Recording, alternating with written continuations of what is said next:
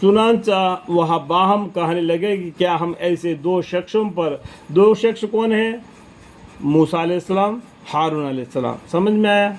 और जो हमारी तरह के आदमी हैं ईमान ले आएंगे। देखो ये हमारी तरीके से आदमी करके इन लोग, आदमी तो है लेकिन अल्लाह ने मुंतखब फरमा लिया ना, अल्लाह के पसंदीदा बना दिया, तो हम और आप कौन है उनको हमारे जैसा आदमी कहने के लिए?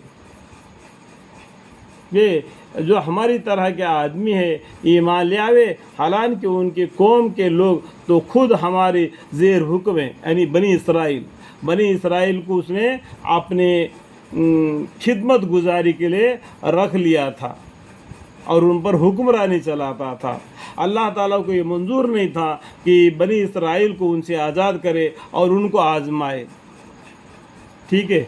गरज वह लोग इन दोनों की तकज़ीब ही करते रहे, यानी तकज़ीब मतलब उल्टे बातें करना, ये दोनों को, यानी मूसा अलैहिस्सलाम को और हारून अलैहिस्सलाम को। देखो यहाँ पर कुरान में मानी लिखी हुई ये बातें है ना, वहाँ पर मैं कुछ बातें जोड़ रहा हूँ ताकि आपको समझ में आए।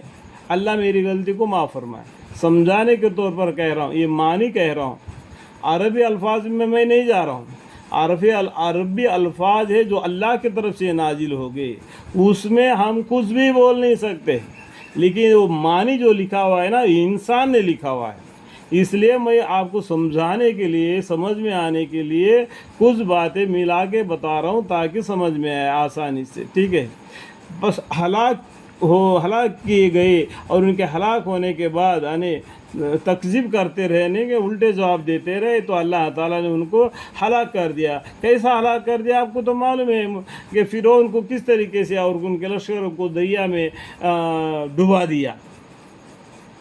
बस हलाक किए गए और उनके हलाक होने के बाद हम यानी अल्लाह ताला ने मूसा अलैहिस्सलाम को किताब यानी तौरात अता फरमाई। इसके बीच में भी बहुत दबी हुई कहानी है। तौरात नाजिल होते वक्त 40 दिन के जो रोज़ा रख के पहाड़ पर जाना और उनके बाद में उनके कौम ने गौशाला तस्वीर करना, गौशाला सामरी, और सामरी को बाद में उन्होंने बद्दुआ देना, बहुत से कहानियाँ हैं। आपको कुरान में थोड़ी सी बात लिखी हुई जाती है, आपको इसका पूरी मतलब कहानी किस्से के माफिक क़ससुल अंबिया को पढ़ना पड़ेगा, तब आपको मालूम पड़ जाएगा, ठीक है।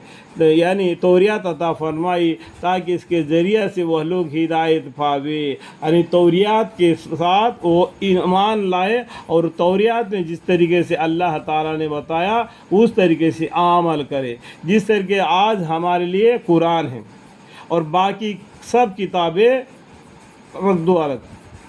अब क़यामत तक के लिए हम इसी कुरान पर ईमान लाना है, इसी के बाद पर हमको चलना है।